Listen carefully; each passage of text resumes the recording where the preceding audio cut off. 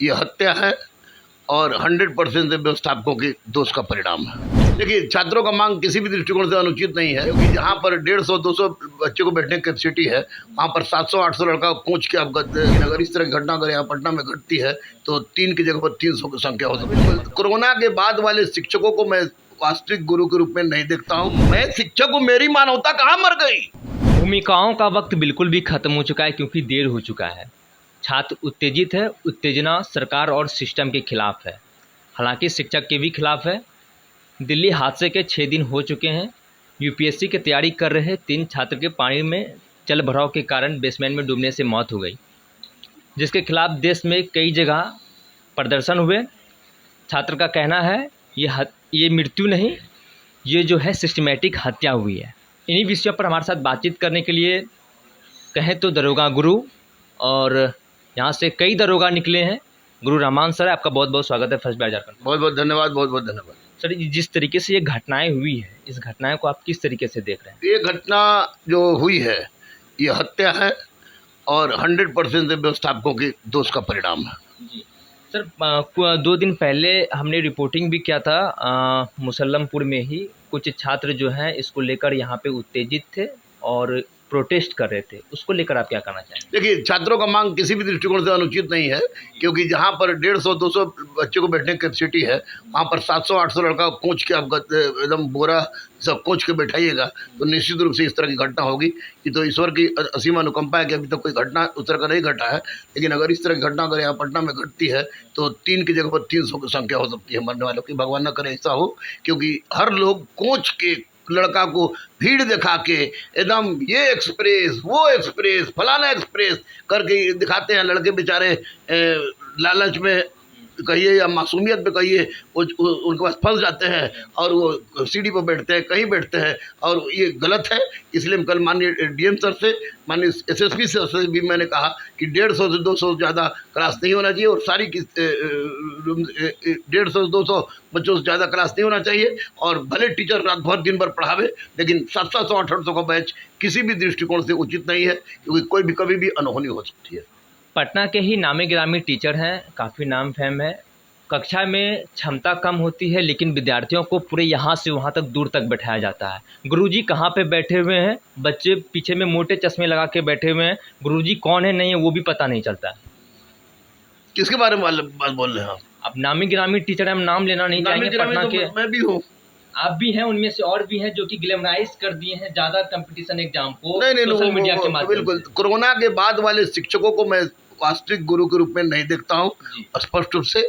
आप जिसके भी बारे में बोल रहे हैं मैं जान रहा हूँ, आप छुप के बोल रहे हैं, छुपा के बोल रहे हैं, लेकिन एकदम स्पष्ट है कि मुसल्लमपुर बाजार समिति या जहाँ कहीं भी अगर लड़का भीड़ भाड़ वाले क्षेत्र में बैठता है तो उन लोगों पर कठोर से कठोर कार्रवाई होनी चाहिए। और माननीय डीएम सर, माननीय सीनियर एसएसपी के दिमाग में, संज्ञान में बात पूरी तरह से घुस गई है। हमने एक सोशल मीडिया पे ही पढ़ा था, ट्विटर पे जब ये मामला ट्रेंडिंग में था, कि ये कोचिंग एक व्यापार है, शिक्षक एक व्यापारी हो गए।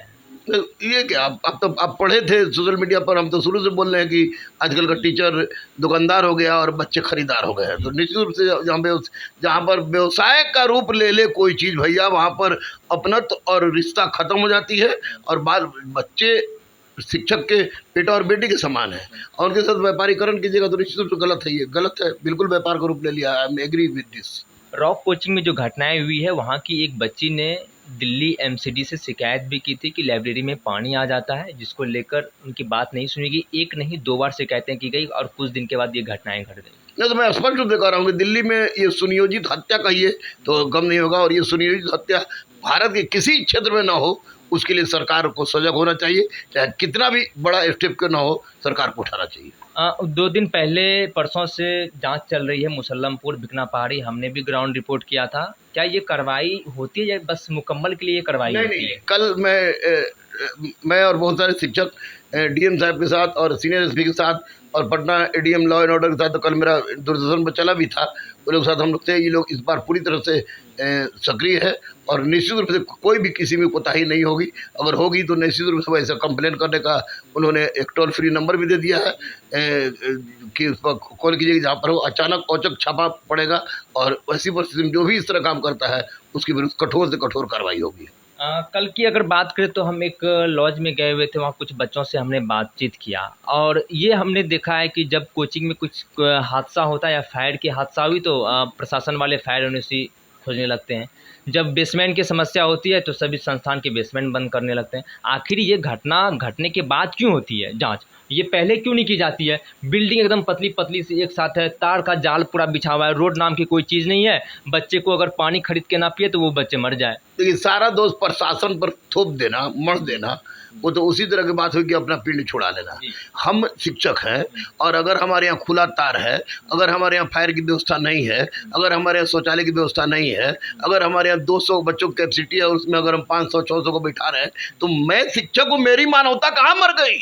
जी, कहाँ मर गई? मेरा भी दायित्व बनता है। प्रशासन जानते कि अगर प्रशासन शिक्षक को पकड़ कर ठूस दे तो उस समय आप ही लोग उठाइएगा कि अब प्रशासन शिक्षक को भी नहीं छोड़ रहा है, शिक्षक को भी नहीं छोड़ रहा है, विपक्ष लोग भी आवाज़ उठाएंगे। तो ये प्रशासन निश्चित रूप से आपको सक्रिय हुआ है। और अब बेसमेंट में तो यहाँ पर कोचिंग नहीं चलता है, मुझे जहाँ तक विश्वास है, जहाँ तक मैं जानता हूँ।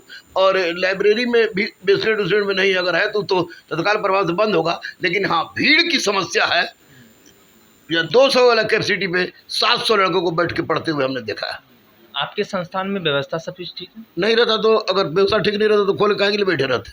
और भी कोचिंग संस्थान बंद है, कल हमने घूम के देखा था कुछ। आप मीडिया वाले हो, चौथे स्तंभ हो, सारा रूम देखिए, 1 रूम 2 रूम 3 रूम है, जाकर देख लीजिए कितना कितना लड़का बैठा हुआ और कितना बैठता है। ये नहीं कि मैं कल से शुरू कर रहा हूँ, ये प्रक्रिया शुरू चलती रही है। जब सैटरडे को बहुत ज़्यादा भीड़ होती है तो घाट पर टेस्ट लेते हैं, हम कृष्णा घाट पर टेस्ट लेते हैं। कल आप लोगों की जिलाधिकारी के साथ मीटिंग थी, उस मीटिंग में क्या बात सामने निकल कर आई? जिलाधिकारी ने स्पष्ट रूप से कहा कि कोचिंग एक्ट 2010 के तहत जो भी प्रावधान है उस प्रावधान को कड़ाई से लागू किया जाए और जहां भी कैपेसिटी 150 से 200 से ज़्यादा बच्चे हैं उन पर कार्रवाई की जाएगी। और अब 1 महीना का मोहलत दिया है कि जिन्होंने रजिस्ट्रेशन नहीं कराया है, जिन्होंने नो ऑब्जेक्शन सर्टिफिकेट नहीं लिया है, वो ले लें। 1 महीना का समय देकर निश्चित रूप से जिलाधिकारी ने एक मील का पत्थर खींचा है, क्योंकि जितनी बड़ी घटना हुई थी, अगर दूसरा जिलाधिकारी और एसएसपी रहता तो सबको कवार के रख देता, क्योंकि मैक्सिमम कोचिंग मानदंड पर ही। अब बताइए, 418 कोचिंग रजिस्टर्ड है, जबकि 20,000 से ज़्यादा पटना जिला में केवल कोचिंग है। तो हमारे जो डीएम है वो मानवीय मूल्यों से ओतप्रोत है, हमारे एसएसपी मानवीय मूल्यों से ओतप्रोत है, हमारे जितने अधिकारी वहाँ थे वो मानवीय मूल्यों से ओतप्रोत है। उन लोगों ने मौका दिया सुधारने का, हम शिक्षकों को सुधारना दिया और सुधारने का प्रयास सब लोग कर रहा है। हमारे यहाँ भी जो भी कमी होगी उसको भी हम पूरा करेंगे। जो कंपटीशन की तैयारी कर रहे बच्चे, उनके लिए आप क्या संदेश देना चाहें? चूँकि आपका काफ़ी नाम है, बच्चे आपको मानते हैं, दरोगा गुरु के नाम से आप फेमस हैं बिहार में। देखिए, बच्चों से हम ये कहेंगे, बच्चा आजकल केवल दलाल ही नहीं, शिक्षक के भेष में भी दलाल घूम रहे हैं, उनसे बचिएगा, खरीद फरोख्त से बचिए और जम के पढ़िए। और किसी भी तरह की दिक्कत होती है तो गुरु रहमान ने जान हथेली पर रख दिया है, हम आपके साथ थे, आपके साथ हैं और साथ रहेंगे।